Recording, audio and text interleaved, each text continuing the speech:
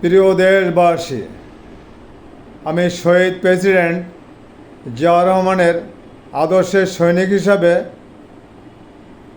বাংলাদেশ জাতীয়তাবাদী দল বিএনপির সকল নেতাকর্মীকে জানাই আন্তরিক শুভেচ্ছা। আমি তারুণ্যের অহংকার বাংলার সূর্য সন্তান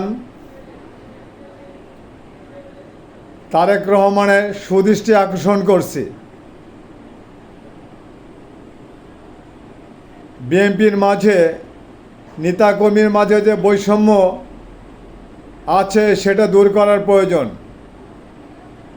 ৩১ দফা দাবির মাঝে নেতাকর্মীর মাঝে সেই সংস্কারের কোনো কথা উল্লেখ নেই, কারণ নেতারা টাকা কামিয়ে কানাডা, আমেরিকা, ইংল্যান্ড বাড়ি করে,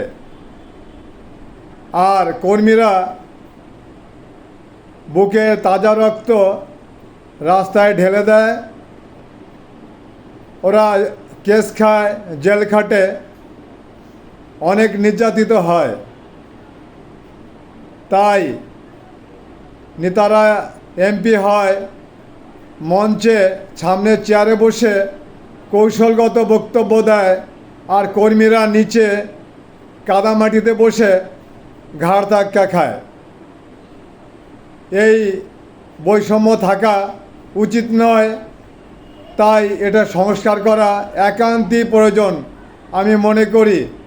তাই সকল নেতাকর্মীর কাছে আমার আকুল আবেদন, এটা তারেক রহমানের কাছে আমার এই কথাটা জানি সবাই শেয়ার করে জানিয়ে দেওয়া হয়। শহীদ জিয়া অমর হক, খালেদা জিয়া জিন্দাবাদ, তারেক জিয়া জিন্দাবাদ, জাতীয়তাবাদী দল জিন্দাবাদ, বাংলাদেশ জিন্দাবাদ।